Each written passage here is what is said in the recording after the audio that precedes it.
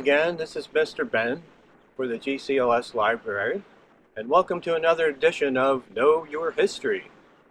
Here we are at the Trinity Episcopal Church New Cemetery. Now, you know your town is old when the new cemetery was established in 1823, and they call it new. But here we are, and there's several famous people buried here, and I'd like to take you on a tour, and we're going to stop at some of the graves of some of these notable people. So if you just want to follow me, we'll make our first stop over here.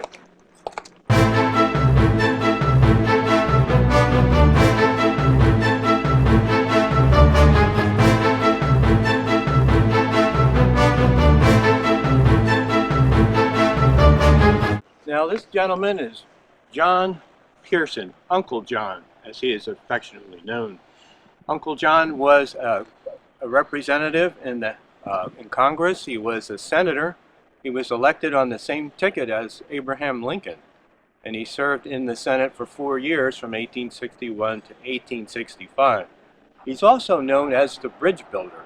He was an engineer in private life, and he's known to have built over 80 bridges, 83 bridges, 37 of those bridges alone in Gloucester County. So they call Uncle John the bridge builder. He also has the distinction of having lived over 100 years old, as you can see from his tombstone, 1805 to 1906. That's John Pearson.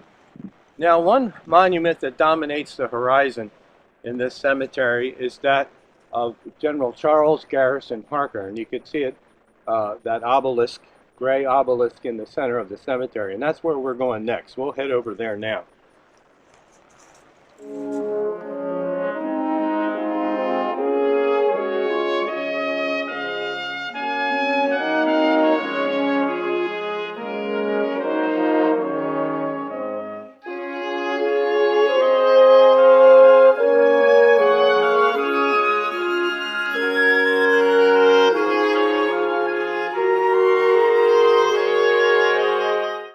Now, General Charles Garrison Parker was born in Swedesboro, and he lived here for the first 10 or 11 years of his life.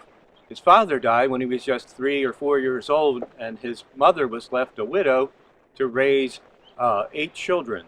Charles was the second to the youngest. Now, when all the other children had gone away except for his youngest sister, the family, that is Charles's mother, moved to Mullica Hill. And Charles had the good fortune of working for Nathan T. Stratton, who was a 2-term New Jersey congressman, and he was impressed with young Charles, who worked in his store in Mullica Hill, and he was able to secure an appointment for Charles Parker at the Military Academy at West Point. Charles graduated 16th out of class of 27 in 1858. He was posted to the northwestern frontier, and soon after the Civil War started. Now, Charles was in a training camp in Ohio, where he raised the 65th Regiment of Ohio Volunteers and became its colonel. Charles saw many battles in what was called the Western Theater of the War: Battle of Shiloh, Battle of Perryville, Stones River, Chickamauga, and the battle at Missionary Ridge, just outside of Chattanooga, Tennessee. Now, Charles was promoted. He was serving as a colonel and managing a brigade of troops, and eventually he was given his star for his heroic actions at the Battle of Chickamauga. You remember that battle. It's a Confederate victory, but General George H. Thomas, the Rock of Chickamauga, saved half of the Union Army when he fought heroically at Horseshoe Ridge, held the Confederates off while the Union Army retreated. And one of the brigades that helped Thomas in that endeavor was the brigade of Charles Garrison Parker. And for those actions, Charles was awarded his commission to Brigadier General. As you can see, the monument, it says, erected by the officers and men of his command. This was after Charles was killed at the Battle of Kennesaw Mountain during the Atlanta campaign. And it also says, born December 2nd, 1835, graduated at West Point, 1858, died June 27th, 1864. He was leading a charge heroically at Kennesaw Mountain when he was shot down just 15 yards before the rebel breastworks. He was taken back. Some of his men carried him off the mountain. At the risk of their lives, they took him back to a field hospital where he died a few hours later, and his last words were reported to be, "Have we taken the mountain?" And they embalmed his body, shipped it by rail, sent it back. Funeral was conducted at Mullica Hill, and he's buried here at Swedesboro, his home village. Okay, so from here, I'm going to show you someone else right over here who gave his life during the Civil War.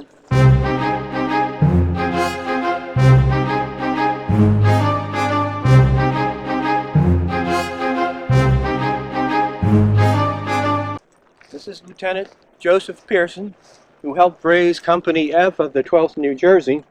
And you can see from his monument that he was killed May 3rd, 1863 at the Battle of Chancellorsville in Virginia, which was the regiment's first battle.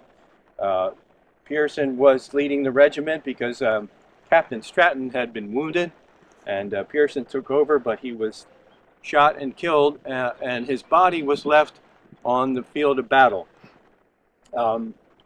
He's probably buried in the National Cemetery in Fredericksburg in a mass grave, but they have what they call a cenotaph to his memory here, buried with his family, the Pearson family. So he's not really buried here, but they do have this monument. Joseph Pearson, killed at the Battle of Chancellorsville. And let's take a walk over here. I'll show you someone who was awarded the Congressional Medal of Honor.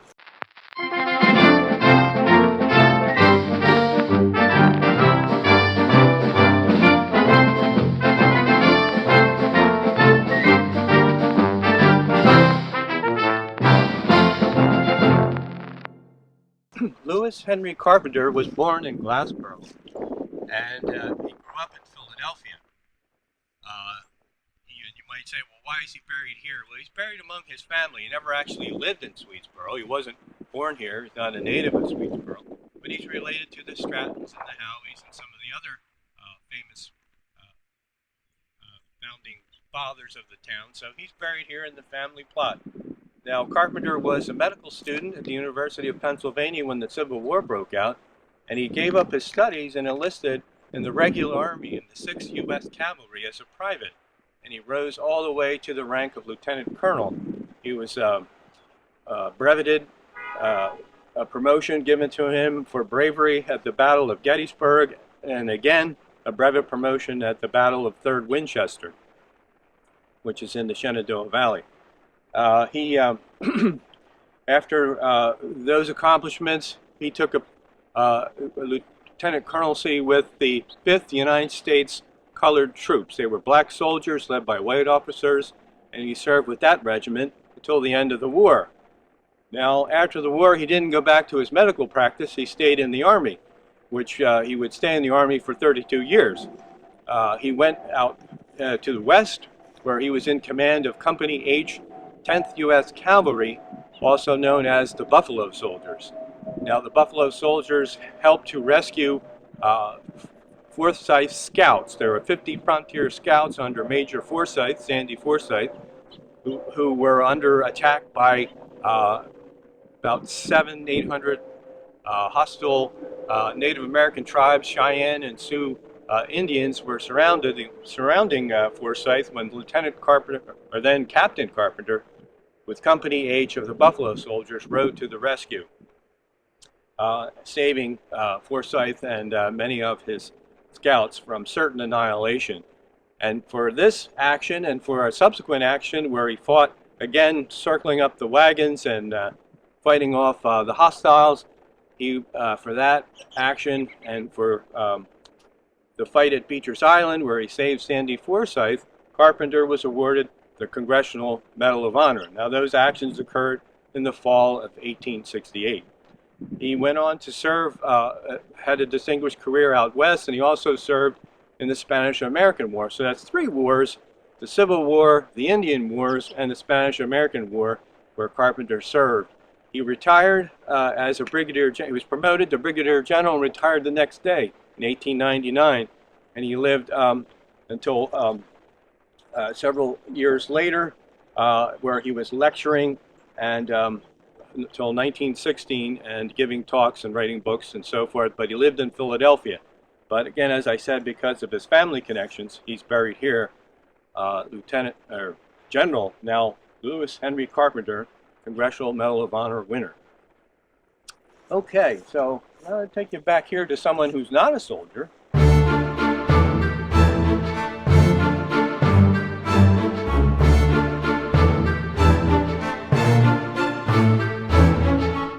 Now this is, he's not a soldier, he's a doctor, Charles Garrison, a prominent member of the community here in Swedesboro. In fact, this house is still standing on Kings Highway. It's known as the John C. Rulon House, but Garrison lived there before Rulon did.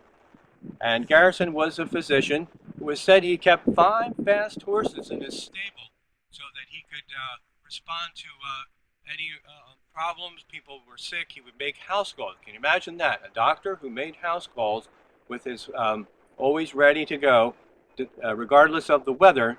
Again, with those horses. He was born in 1800. He died in 1875. And there's a story of when the Civil War erupted in 1861.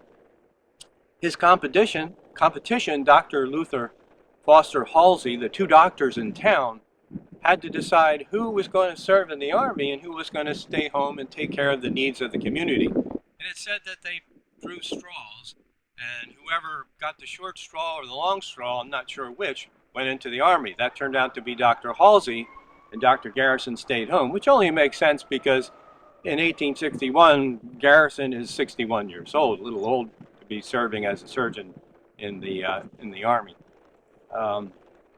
So as I said, he died in 1875. He had a stroke.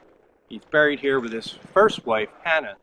And he kept a diary, a very interesting diary of what was going on here in Swedesboro during the Civil War years and also before. All right, let's take a walk over here. Probably our most famous denizen of this cemetery community is the governor of New Jersey.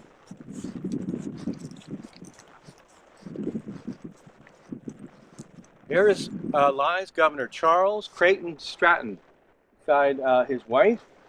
Stratton was the 16th governor of New Jersey, but he was the first who was actually elected by the people. Prior to his election, he was, the legislature nominated who was going to be the governor. They chose the governor, but this was the first election where the people voted directly for the governor, and they voted for Stratton, Charles Stratton. This was in the 1850s. He was actually a farmer, and his house also is still standing just across the creek over in Woolwich. The Stratton Mansion. It's his father's. His father built the place. He was born there and died in the same room. He inherited the mansion. After he was governor, he went back to being a gentleman farmer. He's the only governor from Gloucester County. It's the only governor we can claim. And over here, his nephew is buried right next to him, also a politician. This gentleman is Benjamin Franklin Howey. Now, he was a congressman. He served in Congress. He was a prominent businessman. He was a lawyer. He also became sheriff of Warren County after the war. He raised the Company G of the 31st New Jersey Infantry during the Civil War. Now, the 31st Infantry was a 9-month regiment, and he served as captain of Company G. Now, the 31st Regiment has the distinction of being the only New Jersey regiment not to suffer a single battlefield casualty. Now, they had some men die from disease, but no battlefield casualty. So, if you were a young man of during the Civil War and you wanted to avoid the draft, it might be a good idea to join Howie's company. He's lying here with his wife, and he was, as I said, a congressman. What else to say about him? Okay, we've got one more I want to show you.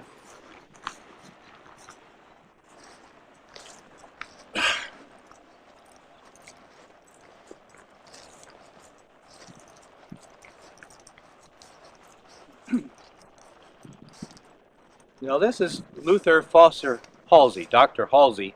He was the doctor I was telling you about who was the competition for Dr. Garrison. And he was the guy who drew straws. He and, at least the legend goes, the story goes, with Dr. Garrison. Now, Halsey was a physician here in Swedesboro for many years. Prior to the Civil War, he had served as an observer and a surgeon on the British fleet at the siege of Sebastopol, which was in the Crimean War in the 1850s. He became, set up his practice here in Swedesboro. The Civil War came, and he was a surgeon with the 2nd New Jersey. First started out as assistant surgeon with the 7th New Jersey, became a surgeon with the 2nd New Jersey Volunteers, served through the war, and then came back to Swedesboro and took up his practice again. That is Dr. Luther Foster Halsey. So, that's about all we have time for. I thank you for coming on this tour with me. This is the new Trinity Episcopal Church Cemetery. We had visited the old cemetery where the Revolutionary War people are buried. Now, you can kind of divide it up. The old cemetery is people before the Civil War are buried there, and most of these folks are buried, after the Civil War here in the new cemetery, Trinity Episcopal Church.